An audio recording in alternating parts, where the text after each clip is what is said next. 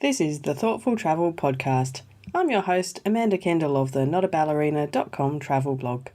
Every episode I'll share travel tales from several fellow travel lovers, and together we hope to entertain and inspire you, remind you of some of your own great travel experiences, and encourage you to hit the road again soon.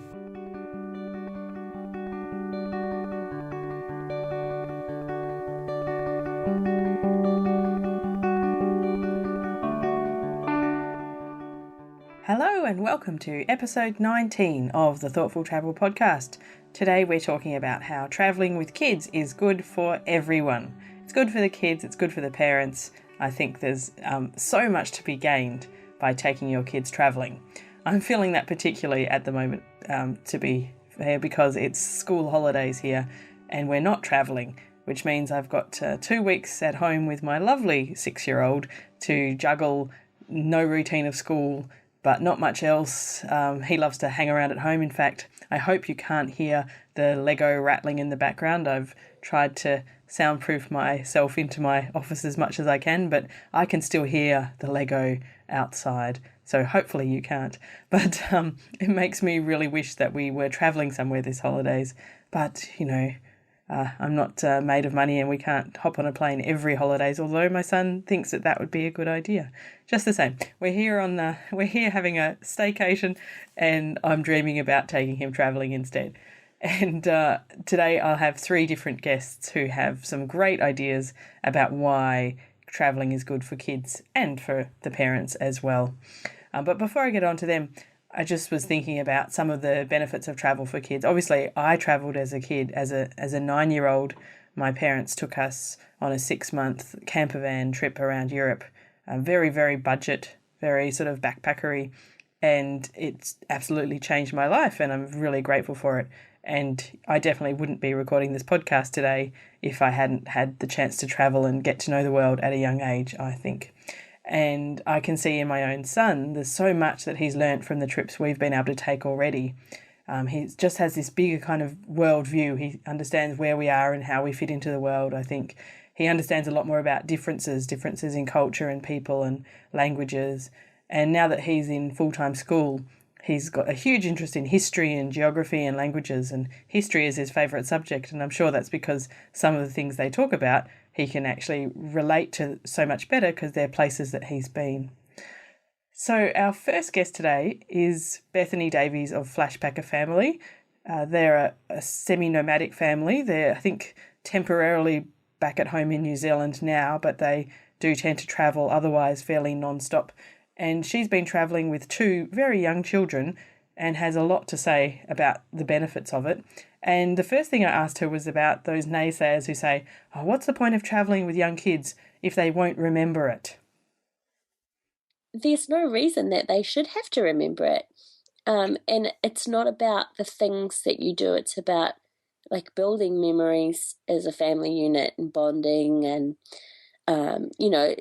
laying a foundation for the education as well, and seeing that like there's more to the world than just going to preschool and going to grandma's house and going to the playground. Absolutely.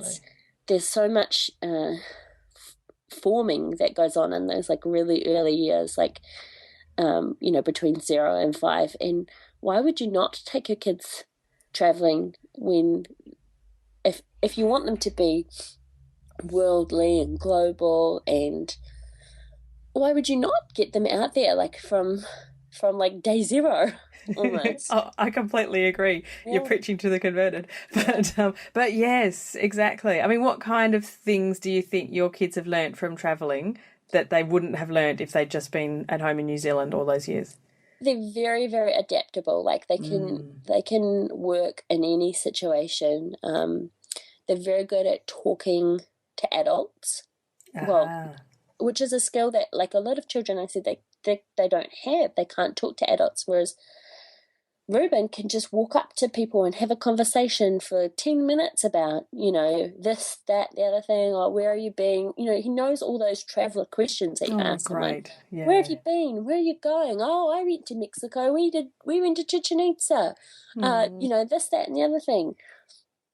And like a lot of little kids don't ever get, to talk to adults that don't baby them. Yes, true. That's very true. There's no baby talk when you're, like sitting out, at a pool talking to a 65-year-old Canadian on vacation. They're involved in a lot more adult surroundings in some ways, which is probably quite useful, quite good for them. Yeah, and it also teaches them, really good patience, because traveling isn't always easy. Like the actual travel doesn't always go smoothly. There's a lot of sitting around and waiting, and it teaches them to learn, they don't have to be entertained all the time. They learn to entertain themselves better, probably.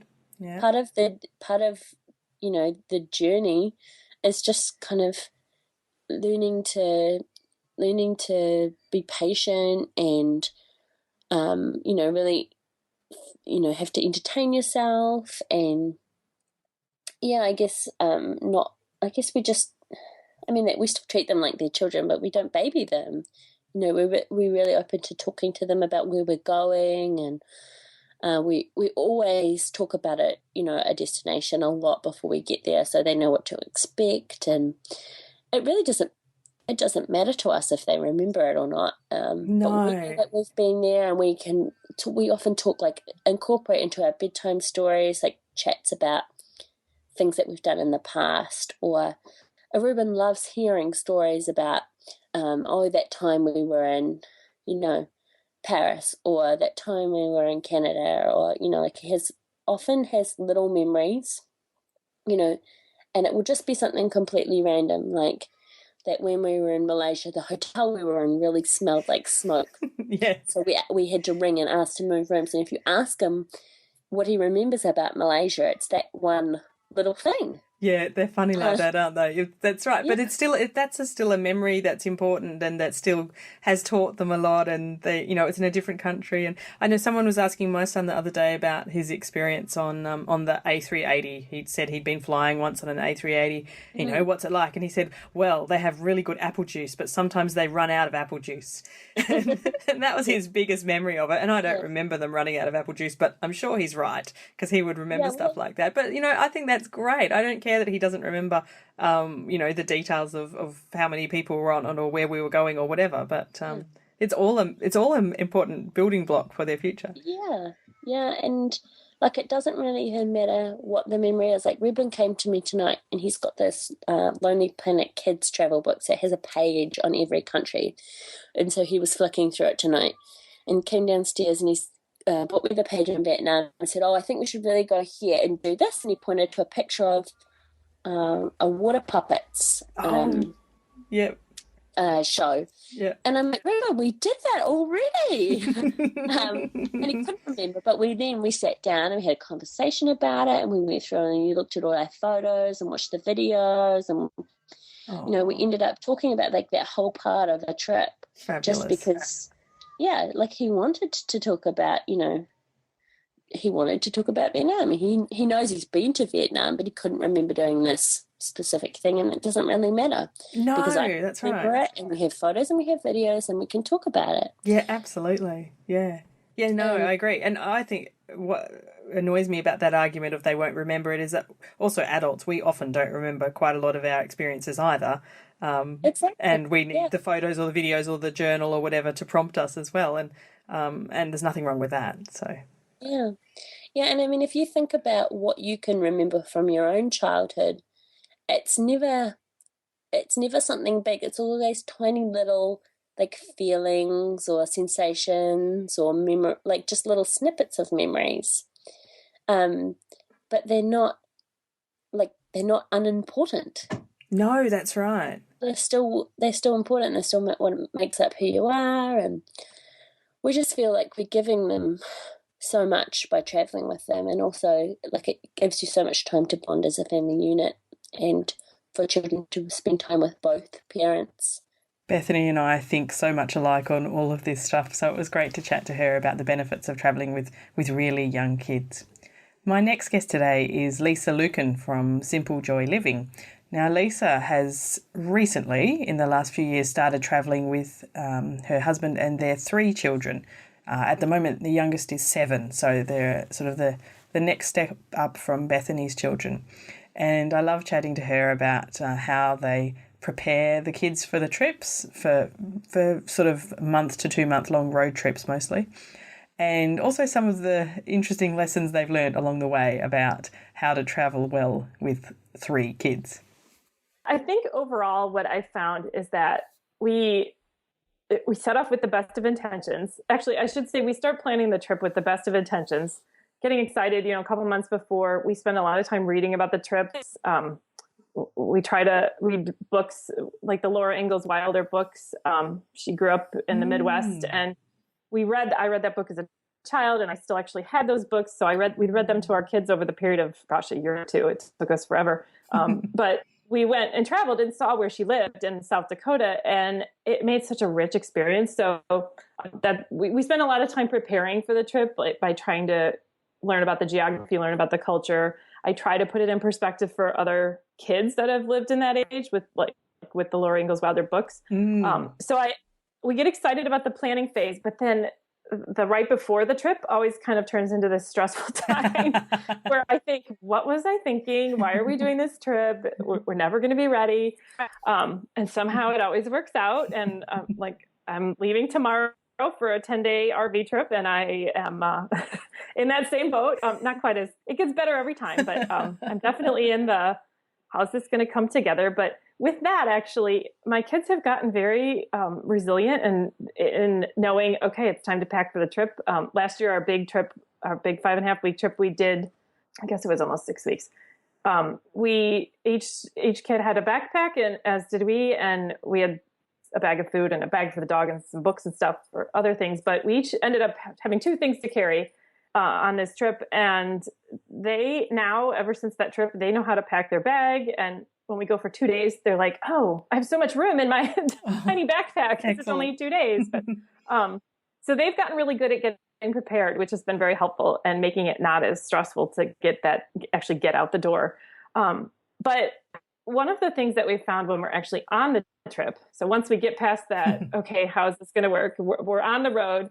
There's usually a period of silence, and that's okay. Everybody kind of needs their time to adjust. And then once we're on the road, it usually goes pretty well. But I find that there's always some point in the trip where there's a low point, where nobody's happy, everybody's tired, everybody's hungry, we're confused on what to do. Like, I feel like there's always a day or an hour or something where we hit this low point, but then somehow we all rebound. So that's kind of been something I didn't anticipate, but I've kind of noticed that as a pattern in some of our trips. So yeah.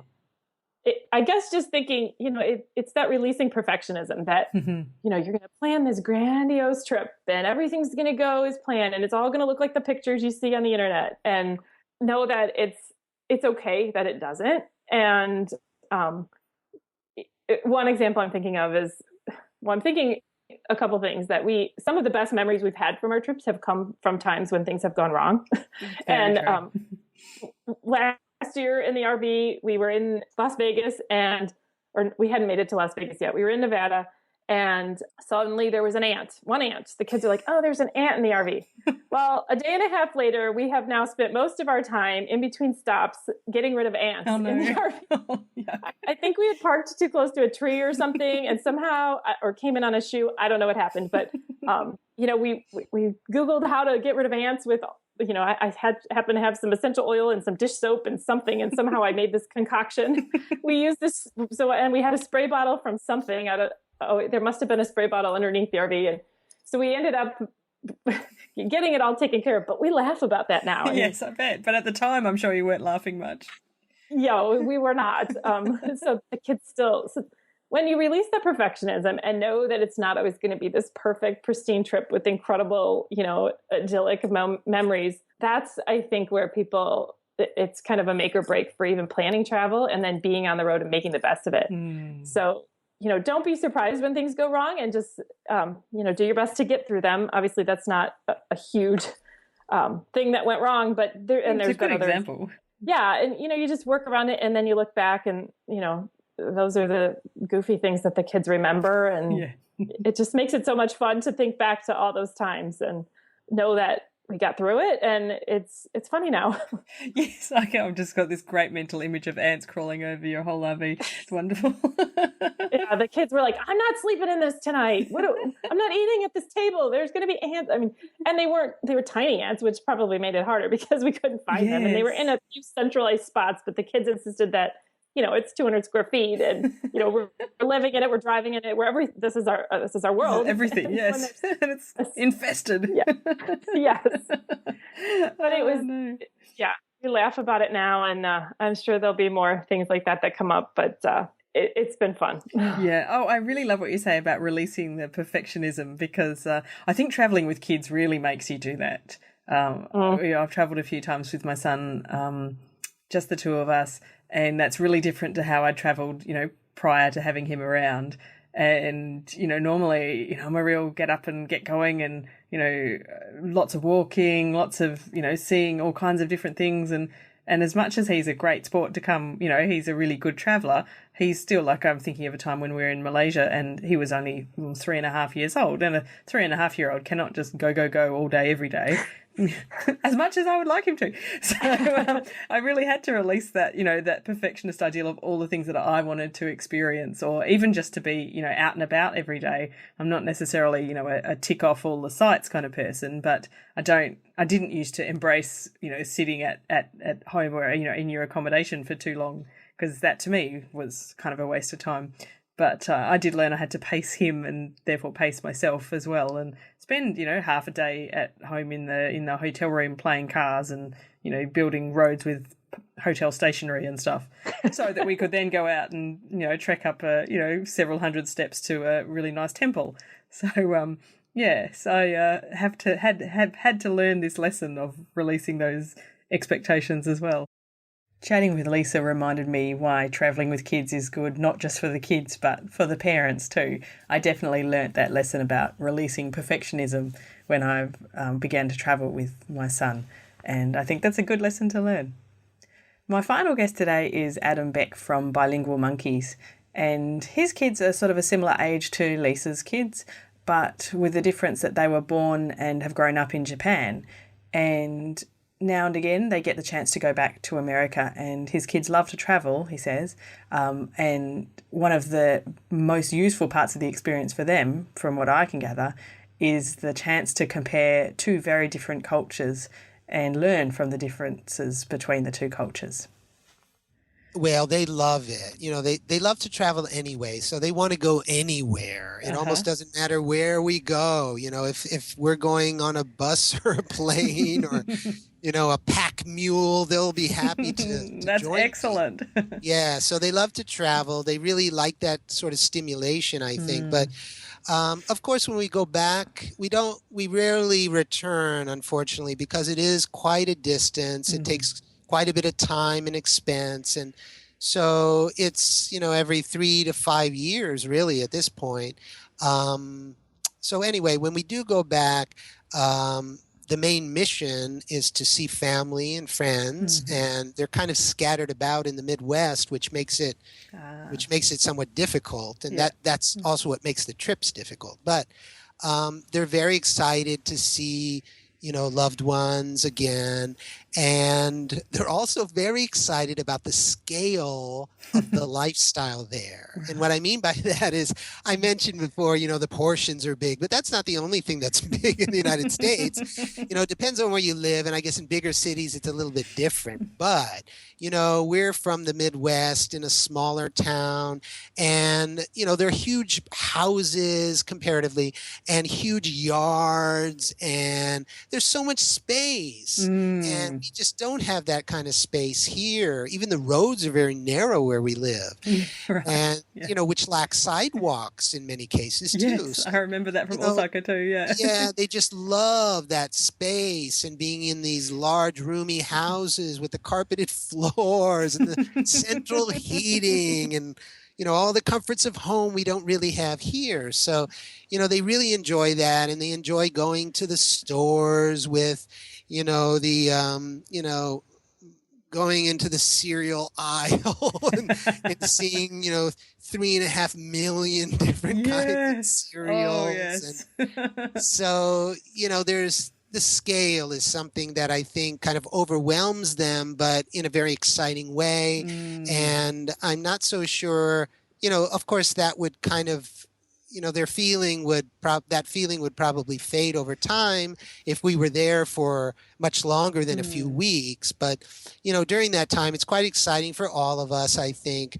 But, there's also downsides to, returning to the United States, for example, in that we don't have the same sorts of concerns as parents here, I think. That's true. Guns and, those sorts of dangers. We really don't have that here for the most part. And it's quite safe, and children walk to school and, they go off and play with their friends. And if we know where they're going, then that's generally fine. And so it's very different as a parent. And, I've had a couple experiences in Japan where there's one in particular where I thought I lost my son when he was 6 years old, and he just disappeared at a festival. And, I had this very American reaction, I think, which was, he's gone. Someone took him. Yes. And I don't think most Japanese parents, I'm sure my wife wouldn't leap to that conclusion. No, definitely. And so,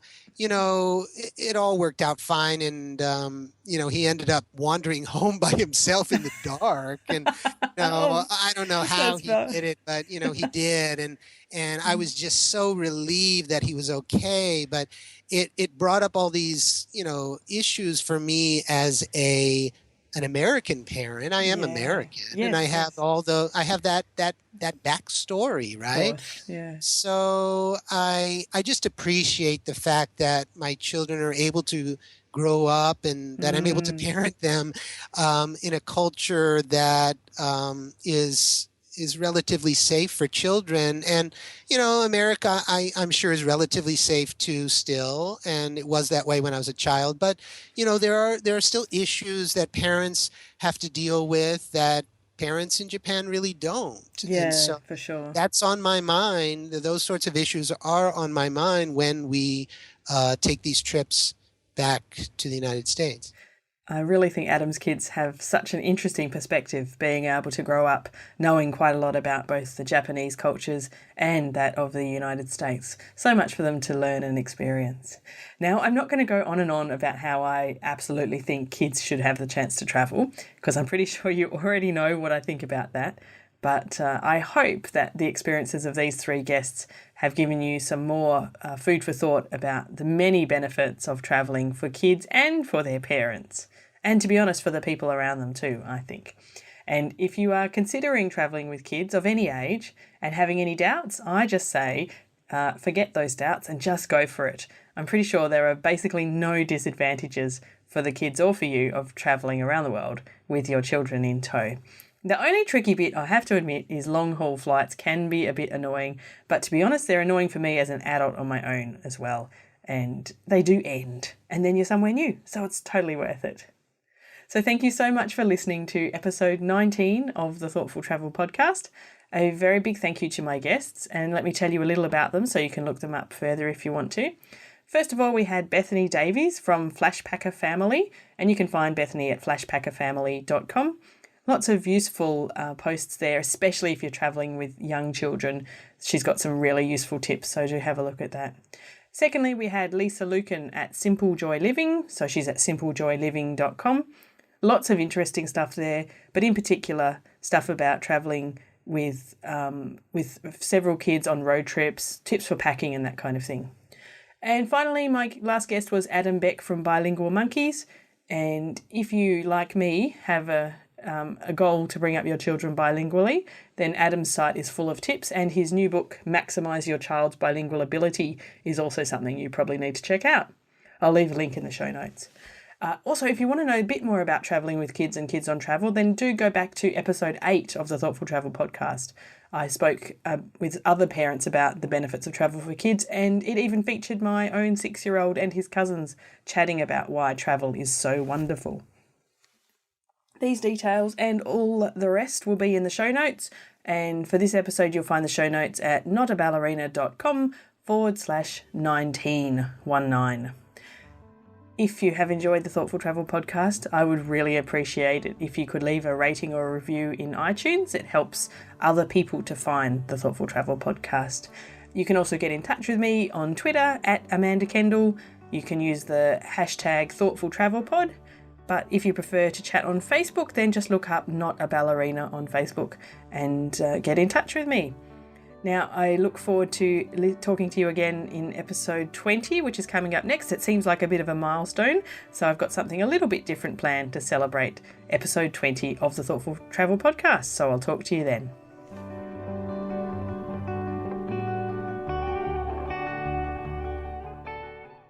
This has been another episode of the Thoughtful Travel podcast. Show notes and other information are at notaballerina.com/podcast. Join me again soon for another chat about why we travel. Bye for now.